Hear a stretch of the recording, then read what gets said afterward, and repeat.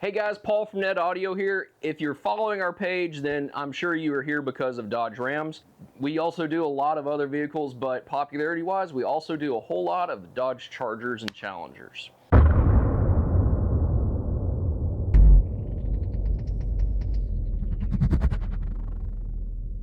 And 300s. Sorry, I left off the 300s. There's a broad range of vehicles, and they have very small changes between all the different platforms, but they share a whole heck of a lot. We have 4 different platforms of these enclosures on the website right now. We have a 5th one that we're going to be adding.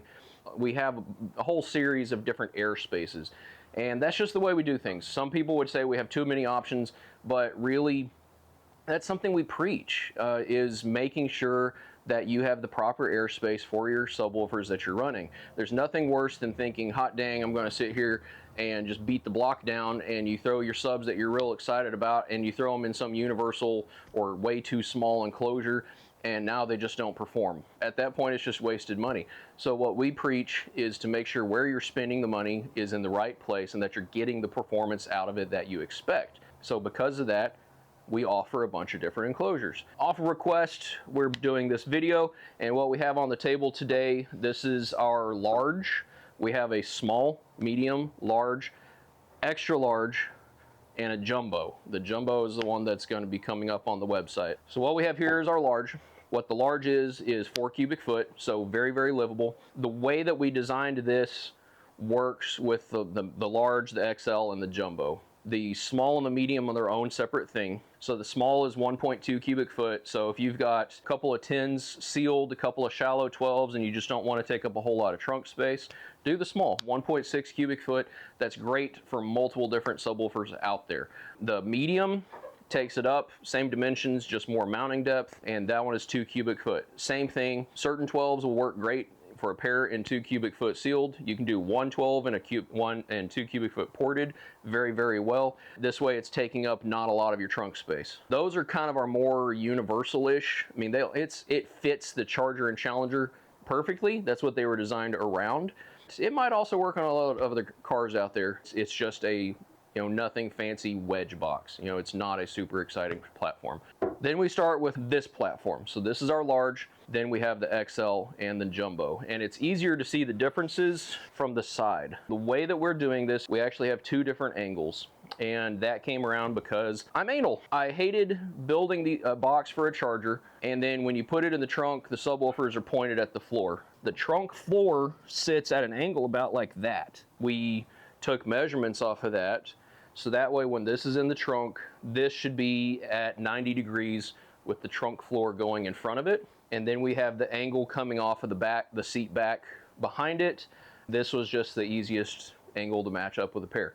Technically, we could go a hair taller with this. I know with the 6x9s that are above this, that if you put something really big, it gets in the way.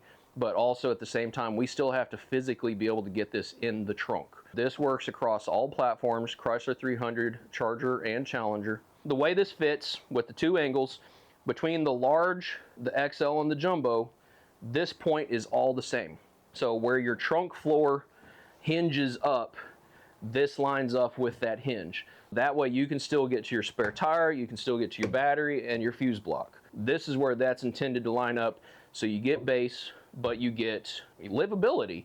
Nothing sucks more than having to take your sound system out because you got a flat and you need to change your spare. With the large, we leave about 2.5 inches between the enclosure and the seat back. So this way you have room if you want to mount your amplifiers and stuff on the seat back, then you have space. The XL, we fill up that space. The XL is 4.75. We gain 3/4 cubic foot coming back. And then the jumbo has the same profile as the XL, but we step up and out in order to take up the gap that goes because of the arches that are on the floorboard.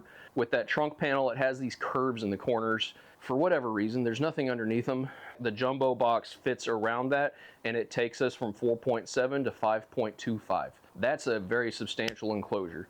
Now, with all of these enclosures, the way we do the port is it is a full height port. It is part of the bracing on the enclosure. This one has a 3x10 inch port. Tuning is between 35 to 38. That's our norm.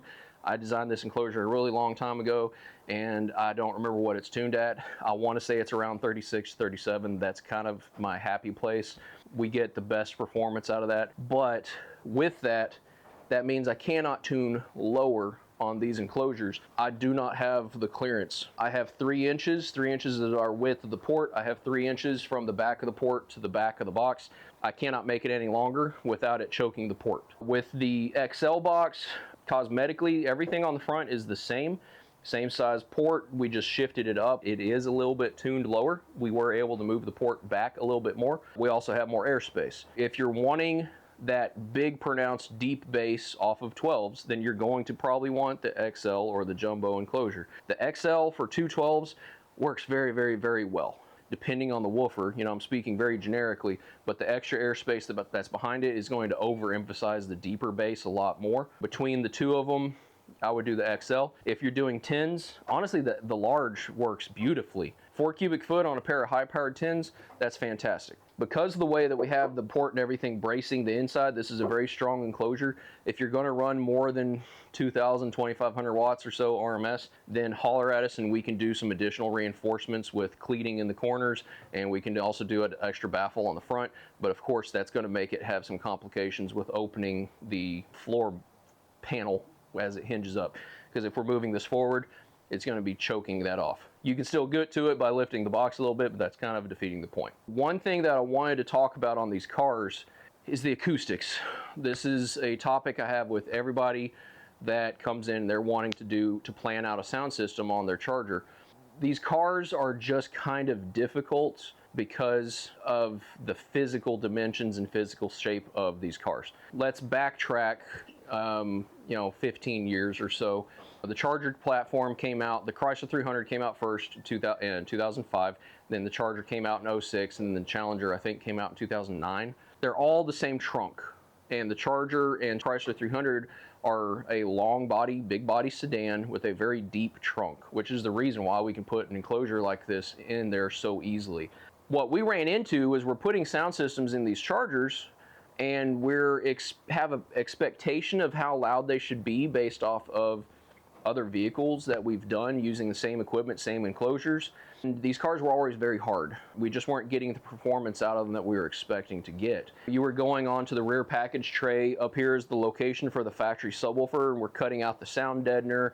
We were cutting the padded padding that went below and covered up the rear package tray. You know, we were doing all sorts of stuff trying to get that bass into the car, and it just didn't make sense because it's not a BMW. It wasn't a Mercedes where it had a real heavy seat. It wasn't a BMW where it was a trunk sealed off from the cabin. You know, the seat folded down. It wasn't a fancy seat. It just had cloth on the back of it. We just didn't understand it. And finally, one day, I was in one of my professional Facebook groups, and another shop, someone that I already knew and respected, came on in the group, and he was frustrated. He's like, what the hell is up with these Chargers? How come I can't get any bass out of them? I was like, oh, heck yeah. Like, somebody else is sitting here talking about it. So I go to the comments, dude, everybody was sitting here just griping about what is up with these cars. I thought it was only me. I can't believe it's not just me. There's a few different solutions that people came up with. I'm not a big fan of doing bandpass enclosures just because that's a whole nother topic. I prefer to do the rear fire enclosures. Some guys were doing forward fire, which has its point. One very smart guy that if you're in the industry, you absolutely know who he is. And he came on and he said, it's the acoustics of the vehicle. It's the length of the car. If you're a seasoned professional and you are someone who's proficient at building enclosures, then you know what you do. You know, if someone comes in, hey, I just want to do a couple of small 10s. Okay, cool. Well, we'll build you an enclosure, and we're going to keep as much trunk space as we can. So make the box as tall and as wide as we can, which means it's not very deep. So we're just going to shove it right up against that seat back and give you all this trunk space. What that does when you have a deep trunk is it breaks this vehicle up where you're getting that subwoofer further and further and further back towards the middle of the car. And what you end up doing is you're creating a lot of cancellation. Acoustically, you're creating these cancellations inside the vehicle. If you have the system playing and beating and you're listening to it and you know the amplifier is tuned correctly and you're just like, man, it's just not that loud, then that's when you're running into acoustics. In any car, when you're in that application and you're experimenting, what you can do is you can pop the trunk. And if it gets louder, then poof, it's the sound waves sitting there bouncing around in the car, and they're canceling each other out. We ran into this recently with a Mustang. A Mustang's got its own whole nother topic, but exact same situation. The subwoofer placement inside the trunk makes a huge difference on the performance of that. Let's imagine this is our trunk, and then we've got another like 12 or 14 inches or so going that way. If you build a box and it's only this big, then we've got a whole lot of space in front of us, but that's putting the subwoofer further towards, you know, the driver position itself instead of further away. So when this subwoofer is playing, those sound waves are so long that the bass is rolling off and it goes off in different directions. It doesn't just fire that way and then bounce off the hatch. You know, we've all seen those diagrams. That's thinking two-dimensionally. It's sound. It is three-dimensional. It is a sphere of sound coming off of this speaker. It's just the bulk of that energy, yes, is firing towards your license plate. And when it does that, it hits, you know, all that bulk energy. It's hitting the trunk lid, and it is doing some sort of reflection and rolling back to you. It's also rolling off of here. What's happening is all that sound is meeting up closer towards the driver's position, and it's canceling out. Instead of the sound waves amplifying and adding to each other, they're canceling each other out. With our enclosures, if you're doing the large XL and the jumbos, by far they're going to be the easier to get consistent performance out of, because the enclosure is deeper and it's getting that enclosure closer to the trunk lid and further away from you. So this increases that loading effect you get here, and it increases the distance from the woofer and from you. And that's helping fight that cancellation.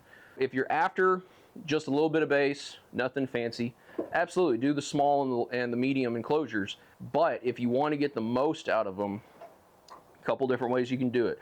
This is exactly where signal processors and time delay, this is what that time delay is for, is to help with that sound wave and try to get it to match up the best with you in the vehicle. Time delay is not to fix the speaker. DSPs are not to fix the speakers. They're to account for the vehicle. In that case, DSP would work great for lining this stuff up.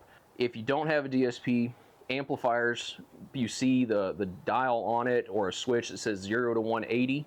If it's a dial, great. If it's a switch, switch between the two of them, and it's going to help. What this is for, this is your phase adjustment, and all it's doing, if it's a 0 to 180, it is literally going positive and negative and flipping them, and it's doing negative positive. So it's either the speaker's pushing out or it's pushing in as it plays. Both of them are going to sound the same from the speaker directly, but the way it reacts in the car is going to have a difference. Experiment with it. One way will be better.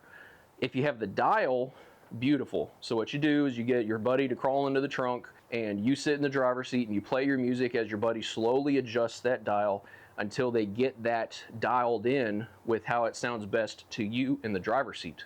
That is going to help you eliminate or really reduce that cancellation effect. On a Mustang that we did the subs firing forward just for a number of many reasons, but we were using a DSP. We knew we could account for it. Using our audio control RTA and micing the car, playing a test tone, we were able to get over a 6 decibel gain of us correcting that time delay with the driver's seat. It's not something to joke about. It is something you can get some serious performance gains from. That is a reason why we sell and make our enclosures the way we do. There's more that goes into it.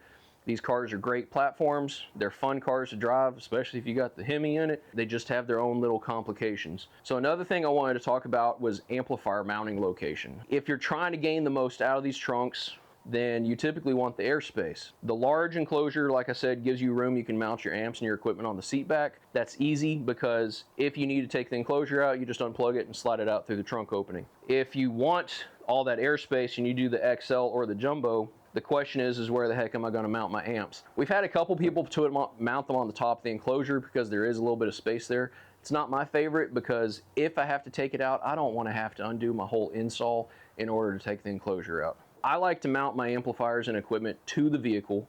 I want them secure. That way I can secure the wiring and keep everything how it needs to be. If you're not mounting them here, the other option is to mount them down in the spare tire well. And after, I don't know, like 18 or so, you didn't even get a spare tire anyway. You just have a giant styrofoam organizer. We've taken the organizers, we've cut them down, we've made amp racks, we've removed the whole thing, we've removed the spares and made amp racks down in that area. There's a lot of space down in there where you can make a rack and you can mount a lot of equipment. Your battery is right there, so it keeps your wire cost and your wire runs shorter, which is great for performance. You've actually got room if you did need a secondary battery, you've got the space to do it, and you can mount it safely. That's our preference if you're doing a big system. We've actually talked about making, you know, some sort of an amp board that we can bolt down in there and use the spare tire rung so we can suck down an amp rack into that area. So keep an eye on the website for that. That is something that we're wanting to do. We just need a car here. Well, I know I've been dumping a lot of information at you, but main thing is Chargers and Challengers. If you're wanting something that you can add a lot of bass in, then we're giving you the options to cater towards what you're wanting to do. Now, if you follow our pages, then you know that we do a lot of custom and fancy enclosures. We've had conversations with customers over the years about trying to do something with these enclosures, and there's just not a whole lot of room. We've played with it countless times, and it's just hard to make the space. I'm a fan of a good, simple looking enclosure. It's nice and tight and clean, and it's got a good finish, and the carpet is good, and you know, it just looks good. You know, everybody likes fancy every once in a while, but there's just not the space. So this is for 212s, and you see by the time you have the mounting ring in here, we've got like ½ of an inch. And the same with the top and with the bottom. You know, the bottom has the most. We have like maybe an inch down here. So it's just very, very full, at least for doing 12s. We did one jumbo enclosure and actually made it deeper to get airspace, and the customer said it barely fit in his trunk, but he got it in there, and he was doing two 13W7s. Believe me, I wanted to do something cool on the front of that, but those 13W7s just ate up this whole flipping box. If you're doing 8s or 10s, yeah, we've got some room we can play with, but honestly, we do more of these enclosures for 12s, people who are wanting some big bass, and there's just not a lot of room for making something fancy. If you have ideas or something, holler at us and we'll do what we can with it if it's a possibility. Always keep an eye out for us on our social media stuff, and if we come up with something, we're definitely going to be sharing it on there. But for now, it is what it is. It's what you get. There's just not a lot of room on there.